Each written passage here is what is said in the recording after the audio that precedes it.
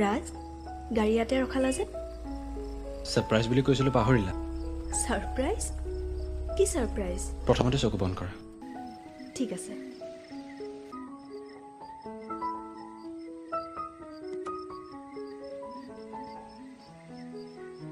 এতিয়া মেলা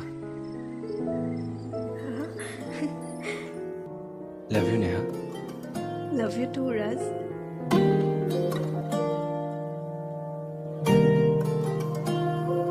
লাহে লাহে কৈ বুকুতে সোমালাহি এপাহি ৰঙা ফুল হৈ মনৰে মাজত ৰাখিছো কত সপোন তোমাৰ আৰু মোৰ প্ৰেমৰ খবৰ